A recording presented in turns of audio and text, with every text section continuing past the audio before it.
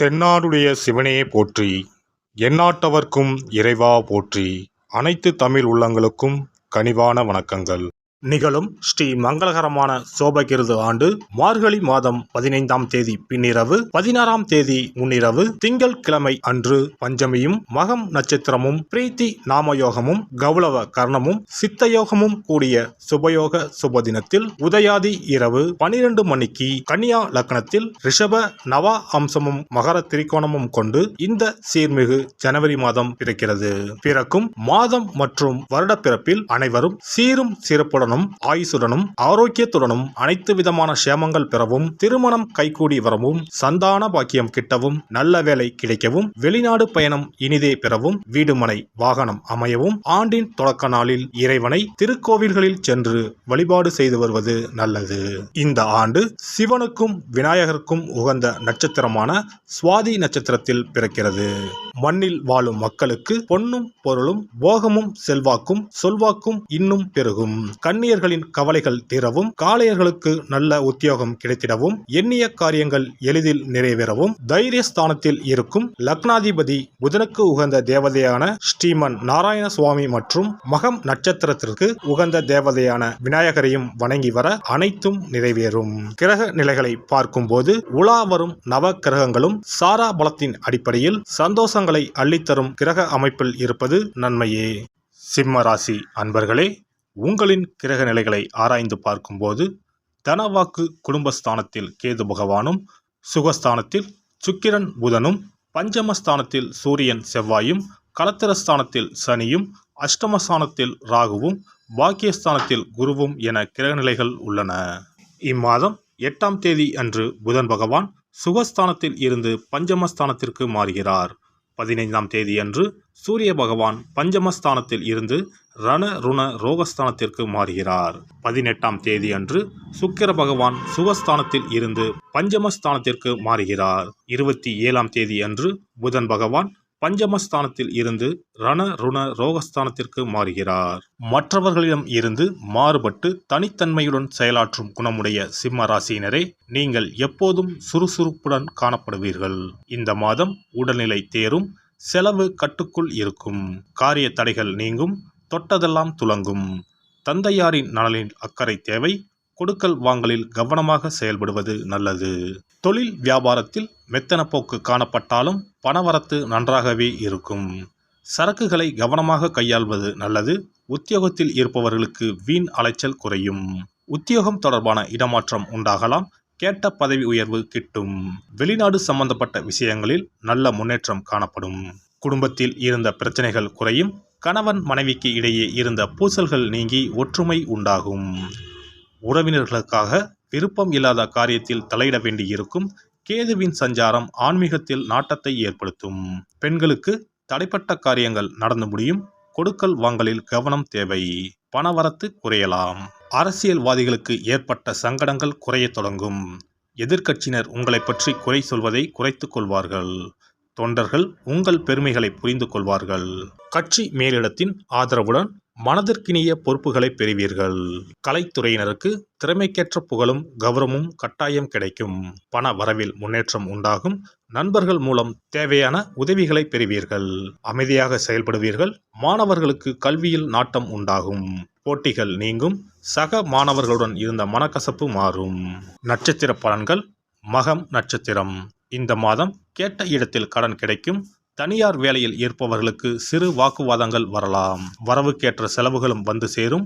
எனினும் வருங்காலத்திற்கு தேவையான முதலீடுகளை அதற்குண்டான நபர்களிடம் ஆலோசனைகள் செய்து முதலீடு செய்வீர்கள். பிரச்சனைகளை முறியடிக்கும் வல்லமை உங்களை வந்து சேரும். காரிய அனுகூலம் கிட்டும். செல்வாக்கில் முன்னேற்றம் ஏற்படும். எந்த ஒரு சிக்கலான பிரச்சனைகளிலும் தெளிவான முடிவுகளை எடுப்பீர்கள். அடுத்தவருக்கு உதவிகள் செய்யும் போது கவனம் தேவை. பூரம் நட்சத்திரம். இந்த மாதம் காரிய தடை தாமதம் ஏற்படும். எதிர்பார்த்தபடி எதுவும் நடக்காமல் இழுபறியாக இருக்கும். மாணவ கண்மணிகளுக்கு படிப்பில் நிதானமும் கவனமும் தேவை. பெரியோர்களின் ஆசீர்வாதத்தால் அனைத்திலும் நன்மையே நடக்கும். அரசியல்வாதிகள் சமூக சேவகர்களுக்கு பலன்கள் நன்மை தீமை என கலந்து கிடைத்தாலும் பிற்பாதி சிறப்பாகவே இருக்கும். பொருளாதார வளம் மேம்படும். தொழில் உன்னத நிலையை அடையும். குடும்பத்தில் முன்னேற்றமும் சுக நிகழ்ச்சிகளும் நடைபெறும். பண விரயமும் காரிய தாமதமும் ஏற்படலாம். எனினும் எந்த பிரச்சனையையும் முறியடிக்கும் வல்லமை உங்களுக்கு வந்து சேரும். உத்திரம் 1ஆம் பாதம். இந்த மாதம் கைக்கு எட்டிய அனைத்து வாய்ப்புகளையும் பயன்படுத்தி முன்னேற்ற பாதையில் செல்வீர்கள். தொழில் வாக்கு வன்மையால் சிறப்பாக நடக்கும். பழைய பாக்கிகள் வசூலாகலாம். புதிய ஒப்பந்தங்கள் கையெழுத்தாகும். பணிகள் தொடர்பான பயணங்கள் செல்ல நேரலாம். புத்தி சாதுரியத்தால் கொடுத்த வேலையை சிறப்பாக செய்து முடிப்பீர்கள். அரசியல் துறையினர் எந்த ஒரு விஷயத்திலும் வேகம் காட்டினாலும் அதே நேரத்தில் அதில் உள்ள நன்மை தீமைகள் பற்றி ஆலோசித்து முடிவு எடுப்பது அவசியம். காரிய அனுகூலம் உண்டாகும். பிரதோஷ காலத்தில் சிவபெருமானை வணங்க எல்லா நன்மைகளும் உண்டாகும். எதிர்பார்த்த காரியங்கள் திருப்திகரமாக நடக்கும். இம்மாத அதிர்ஷ்ட கிழமைகள் திங்கள், புதன், வெள்ளி. சந்திராஷ்டம தினங்கள் 16, 17. அதிர்ஷ்ட தினங்கள் 10 மற்றும் 11. சிறப்பு பரிகாரங்கள். வீட்டில் இருக்கக்கூடிய சிறு சிறு அமைப்புகளை மாற்றி அமைத்தாலே வருமானம் அதிகரிக்கும் என்று சாஸ்திரங்கள் கூறுகின்றன. அந்த வகையில் பணம் குறைவதற்கான காரணம் என்ன? வருமானம் அதிகரிக்க அலமாரியை எப்படி வைத்திருக்க வேண்டும்? வீட்டை எப்படி வைத்திருக்க வேண்டும் என்பதை பார்ப்போம். பணம் வைக்கும் அலமாரியின் மீது குபேரர் சிலையை வைத்தால் பண வரவு தடை இல்லாமல் கிடைக்கும் என்பது நம்பிக்கை. குபேரன் இருக்கக்கூடிய இடம் வடக்கு. எனவே அலமாரியின் மீது குபேரன் சிலையை வைக்கும் பொழுது வடக்கு திசையை நோக்கி வையுங்கள். சிறப்பான பணவரவு உண்டாகும். பணம் வைக்கக்கூடிய அலமாரியில் தங்கம் மற்றும் வெள்ளி போன்ற பொருட்கள் இடம்பெறலாம். இவற்றை ஒரு சிறிய கண்ணாடியில் தெரியும்படி லாக்கருக்கு உள்ளே அமையுங்கள். அந்த இடத்தில் பச்சை நிற புடவை உடுத்திய கஜலட்சுமி படம் ஒன்றை வையுங்கள். பணத்தை ஈர்க்கக்கூடிய பச்சை கற்பூரம், கிராம்பு, ஏலக்காய் போன்ற வாசனை மிகுந்த பொருட்களை போட்டு வையுங்கள். உங்க பீரோ இப்படி இருந்தால் பணம் குறையாது, சேர்ந்து கொண்டே இருக்கும். பணம் வைக்கும் அலமாரியின் உள்ளே மற்ற தேவையில்லாத பொருட்களை அப்புறப்படுத்துங்கள்.